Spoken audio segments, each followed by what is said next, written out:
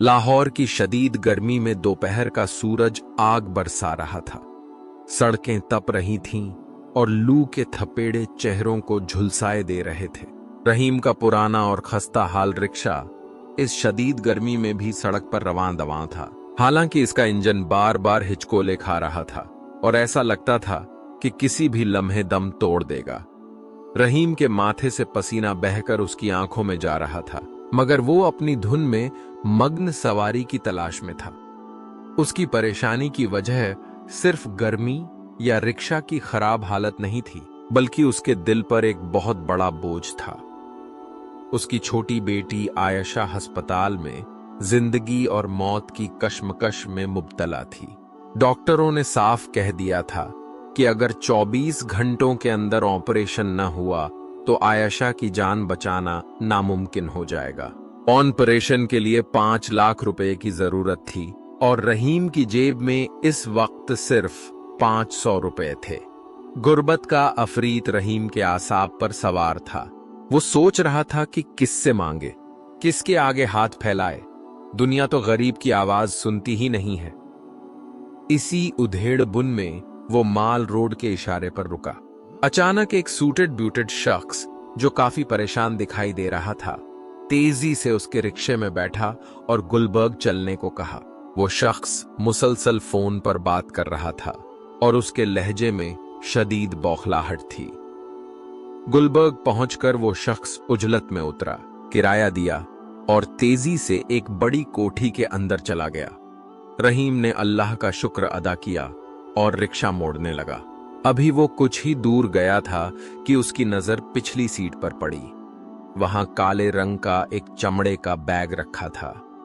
रहीम का दिल जोर से धड़का। उसने रिक्शा रोका और कांपते हाथों से बैग उठाया। बैग वजनी था। उसने इधर उधर देखा और फिर झिप खोली। उसकी आंखें फटी की फटी रह गईं। बैग नोटों की गड्डियों से भरा हुआ था। हजारों नहीं, लाखों रुपए थे, शायद 50 लाख या उससे भी ज्यादा। रहीम के दिमाग में एक तूफान बरपा हो गया। शैतान ने फौरन उसके कान में सरगोशी की। रहीम, ये तेरी मुश्किल का हल है। अल्लाह ने तेरी सुन ली है। ये पैसे ले जा, आयशा का ऑपरेशन करवा और बाकी पैसों से नया कारोबार शुरू कर। किसी को खबर नहीं होगी। उसके हाथ कांप रहे थे। वो फौरन रिक्शा लेकर एक वीरान जगह पर खड़ा हो गया। धूप की शिद्दत बढ़ गई थी, मगर उसे सर्दी लग रही थी।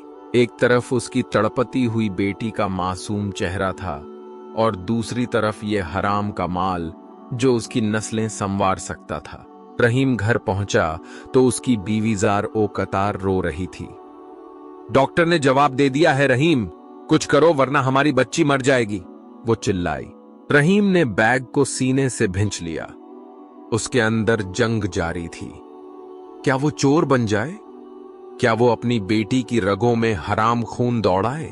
अचानक उसे अपने मरहूम वालिद की वो बात याद आ गई जो वो अक्सर कहा करते थे, बेटा, भूखा सो जाना मगर किसी का हक मारकर पेट न भरना, क्योंकि हराम की कमाई में न सुकून होता है न बरकत। रहीम का ज़मीर जाग उठा। उसने सोचा कि जिस शख्स का ये बैग है वो भी तो शायद किसी मुसीबत में होगा। शायद ये उसकी जिंदगी की जमा पूंजी हो। रहीम ने फैसला कर लिया। वो बैग लेकर वापस उसी कोठी की तरफ भागा जहां उसने उस सवारी को उतारा था। रास्ते में उसका दिल घबरा रहा था कि अगर उस शख्स ने चोरी का इल्जाम लगा दिया तो, मगर वो रुका नहीं। कोठी के गेट पर पहुंचा तो देखा कि वहां कोहराम मचा हुआ है। सिक्योरिटी गार्ड्स इधर उधर भाग रहे थे। रहीम ने हिम्मत करके गेटकीपर से कहा, मुझे साहब से मिलना है, उनकी अमानत मेरे पास है। गार्ड उसे अंदर ले गया। ड्राइंग रूम में वही शख्स सर पकड़े बैठा रो रहा था और उसके घर वाले उसे दिलासा दे रहे थे। वो कह रहा था, मैं बर्बाद हो गया। वो पैसे मेरी कंपनी की आखिरी उम्मीद थे। अगर वो न मिले तो मैं जेल चला जाऊंगा। रहीम ने आगे बढ़कर वो बैग मेज पर रख दिया। कमरे में सन्नाटा छा गया। उस शख्स ने झपट कर बैग खोला, पैसे गिने और फिर बेयकीनी से रहीम की तरफ देखा। तुम ये वापस लाए हो? तुम्हें मालूम है इसमें कितने पैसे हैं? पूरे 50 लाख। तुम चाहते तो लेकर भाग सकते थे। रहीम ने सर झुकाकर कहा, साहब, मेरा ईमान मुझे इजाजत नहीं देता। मेरी बेटी अस्पताल में मर रही है। मुझे पैसों की अशद जरूरत है, मगर मैं अपनी बेटी को हराम की जिंदगी नहीं देना चाहता था। सेठ कमाल अपनी जगह से उठे और रहीम को गले लगा लिया।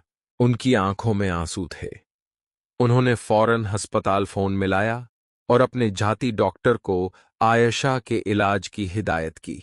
सेठ कमाल ने न सिर्फ आयशा के ऑपरेशन का पूरा खर्चा उठाया, बल्कि रहीम को इनाम के तौर पर 5 लाख रुपए नकद दिए और अपनी फैक्ट्री में ट्रांसपोर्ट इंचार्ज की नौकरी भी दे दी।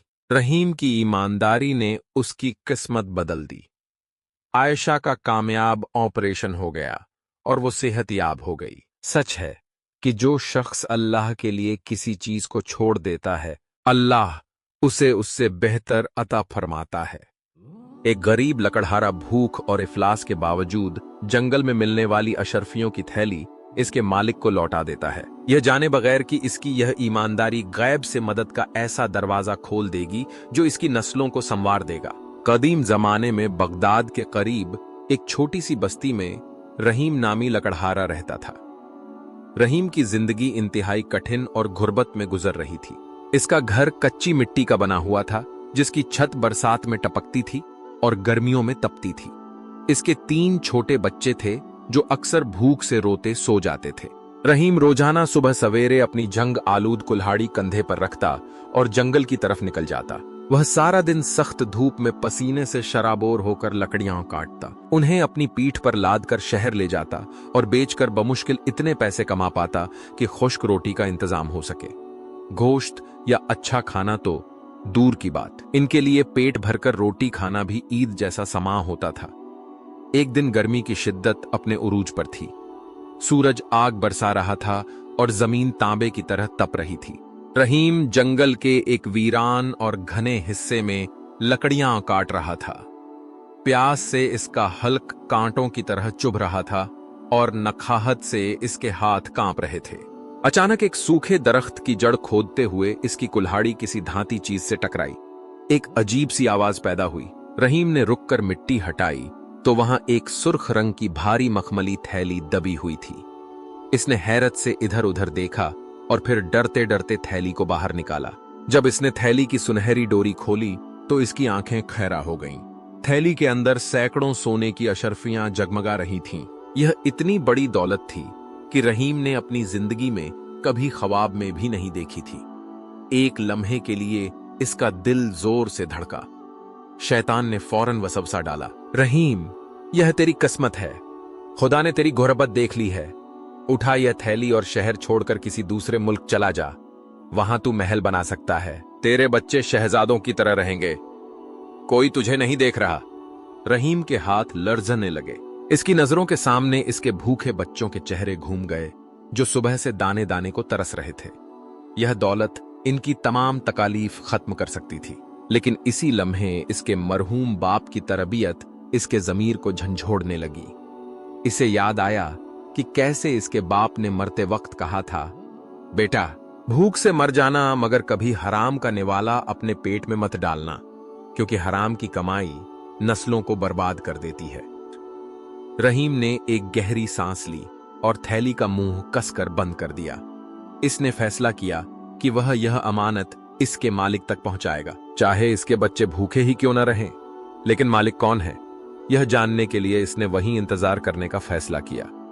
वक्त गुजरता गया, सूरज ढलने लगा और शाम के साये गहरे होने लगे। जंगल की खामोशी खौफनाक होती जा रही थी और जंगली जानवरों की आवाजें आने लगी थीं। रहीम को घर जाने की जल्दी थी, लेकिन अमानत का बोझ इसे वहां से हिलने नहीं दे रहा था। वह एक दरख्त की ओट में बैठ गया। काफी देर बाद इसे दूर से घोड़ों के दौड़ने की आवाज सुनाई दी। कुछ ही देर में 2 घुड़सवार वहां पहुंचे। इनमें से एक शख्स अमीर कबीर सौदागर लग रहा था, लेकिन इसकी हालत दीवानों जैसी थी।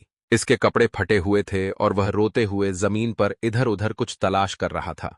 दूसरा शख्स शायद इसका मुलाजिम था जो इसे तसल्ली दे रहा था। रहीम समझ गया कि यह वही शख्स है जिसकी थैली इसके पास है। वह अपनी जगह से उठा और हिम्मत करके इनके करीब गया। सौदागर ने इसे देखते ही गुस्से और परेशानी के आलम में पूछा, ए लकड़हारे, क्या तुमने यहां कोई सुर्ख थैली देखी है? सच सच बताओ वरना मैं तुम्हारी गर्दन उड़ा दूंगा। रहीम डरा नहीं बल्कि इसने बड़े अदब से पूछा, जनाब, वह थैली कैसी थी और इसमें क्या था? सौदागर ने रोते हुए कहा, वह सुर्ख मखमल की थैली थी जिसमें मेरी पूरी जिंदगी की कमाई 1000 सोने की अशर्फियां थीं।